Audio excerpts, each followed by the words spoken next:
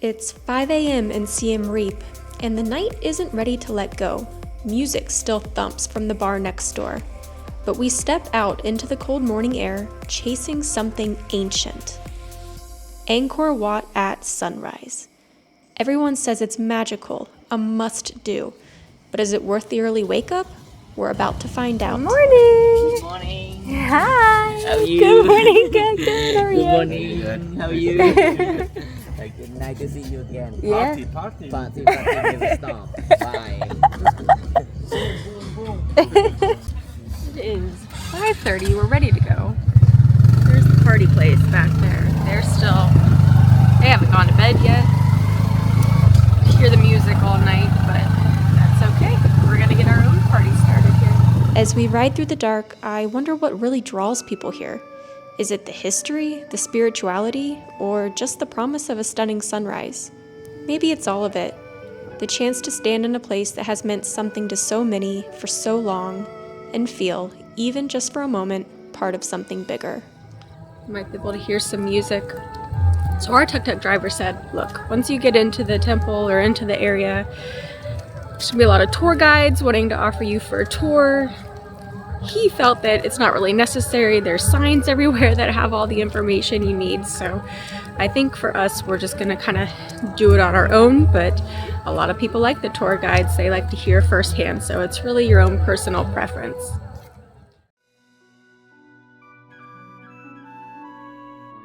The sky slowly shifts from deep blue to fiery gold, and for a few minutes, Angkor Wat is just a silhouette against the light. This sunrise has drawn travelers here for centuries. Some come for the history, some for the beauty, and others because places like this have a way of calling to us long before we understand why.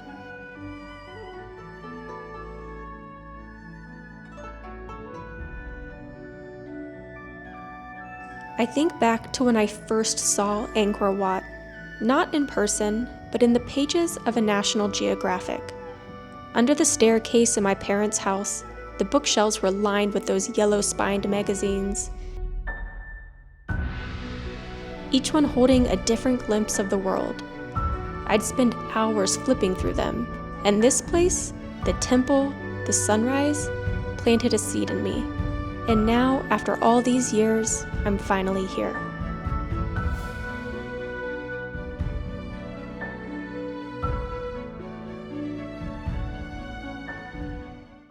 By 7 a.m., the temple grounds are fully awake. Monks in saffron robes move quietly past me, carrying their alms bowls. This simple act is a reminder that Angkor Wat isn't just a monument, it's a living place of worship. Originally built as a Hindu temple dedicated to Vishnu, it later transformed into a Buddhist sanctuary. And centuries later, that devotion continues, woven into the daily rhythms of life here.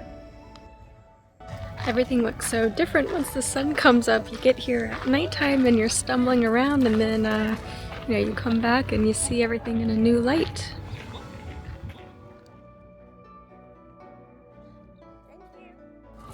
If you want something to eat or a coffee, if you need to use the toilet, there are facilities here for that, so keep that in mind. No, thank you. As the morning light grows stronger, we leave Angkor Wat behind and make our way deeper into the ancient city of Angkor Thom. Next up is Bayon, famous for its towering stone faces, watching over the ruins with a quiet, knowing smile. So after sunrise at the main temple, we're now at Bayon, which is our second stop today.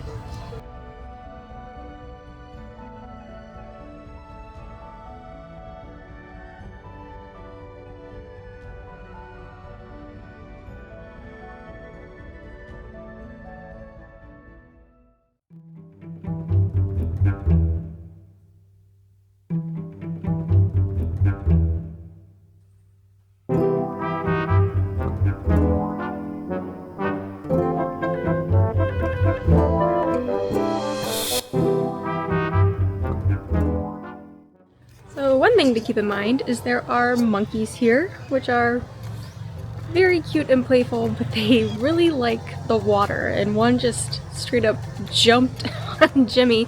We didn't know what it wanted at first. We thought it was trying to get into his pockets, but no, they just really like bottled water. So if they suspect any of that on you, then yeah, be prepared, they'll come for you.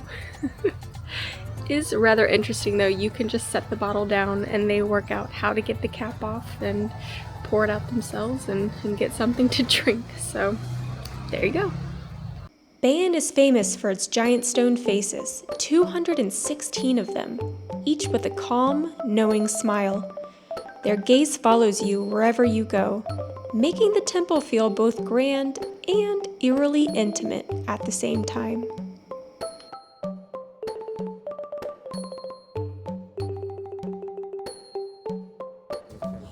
Yeah. We're at our third site now, and this is the Takio Temple. Now you can climb to the top of this one, but our driver did say, like, just mind your balance and keep control. Takeo is a little different from the other temples. It's all about height. Built entirely from sandstone, it was meant to be a towering tribute to the gods, but it was never finished. Some of these stairs are quite narrow. What remains is a temple stripped down to its core. Hi. And to see the view from the top, you have to earn it. With one last look from the top, we make our way down Takeo's steep steps. A short ride later, I pull out my digital pass as we arrive at Prohm, where ancient stone and towering trees collide. We're at our fourth location, which is Prohm. Jimmy calls it the tap room. Do you think there'll be taps on here? Yeah. Yeah. Sounds like taps are.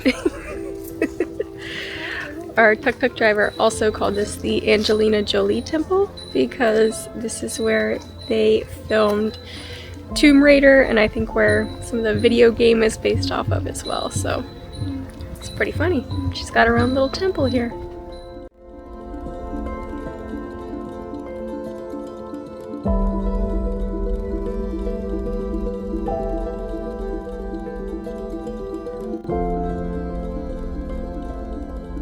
Sunlight filters through the trees, casting shifting patterns on the worn stone. Vines twist through doorways, roots spill over walls. Prohm feels less like a ruin and more like a secret being swallowed by the jungle. The walls are slick with time, their carvings softened by centuries of wind and rain. Once home to thousands of monks, Prohm was left to nature's grip when the Khmer Empire fell. Today, it's one of Angkor's most visited temples, partly for its eerie beauty, but also because Hollywood put it on the map with Tomb Raider.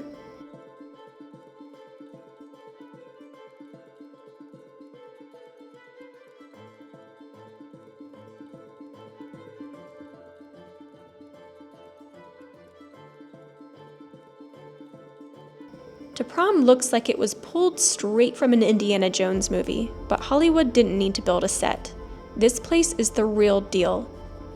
Nature has slowly reclaimed the temple, with massive roots snaking through ancient stone, making it one of the most photographed spots in Angkor. So the trees that they have here are called spong. They're quite common and well known in Cambodia. But they're gorgeous because they just grow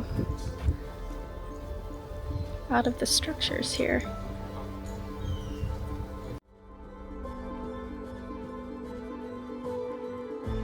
It's packed with people, and every few minutes I find myself dodging picture backgrounds and selfie bombs. But somehow, Prohm still feels otherworldly. The way the trees grip the stone, like they've been frozen mid-motion, never gets old. Even with the crowds, there are moments when it feels like nature is reclaiming the place right before your eyes. We're at our fifth and final temple for today, Srong. When we met with our tuk-tuk driver, he, pretty much any other tuk-tuk driver, is gonna kind of give you a little package or a few options. So we opted to do the 1-day ticket for the temples. They have 2 days, they have 3 days. They might have more than that even. It really just depends on how much time you want to spend with the temples. But for us, 1 day was enough. And then we had the decision to visit either 5 or 10. So we opted to do just the 5. It's still a 7-hour tour. Thank you. It's still 7 hours. It started quite early since he picked us up at 5:30. But I think this for us, 5 is a healthy balance. But if temples are your thing, then you can do this for days. There is no shortage. Banteay Kdei is quieter than the others, its worn sandstone walls hinting at centuries of monks who once lived and meditated here. Unlike its grander neighbors, this temple doesn't demand attention. It simply exists, content to crumble gracefully, slowly giving way to time. Sometimes called the Citadel of Chambers, Banteay Kdei was built in the late 12th century as a Buddhist monastery. Unlike Angkor Wat, it hasn't been heavily restored, and that's part of its charm. It feels untouched, its galleries and doorways left to the elements, weathered, uneven, and all the more beautiful for it. Angkor Wat is the headliner, but the real surprise is everything around it. Some temples felt massive, others half forgotten, but each one pulled me in for a different reason. I came for the sunrise, but I'm leaving with dirt-covered shoes, way too many photos, and a reminder that the best spots aren't always the ones on the postcard.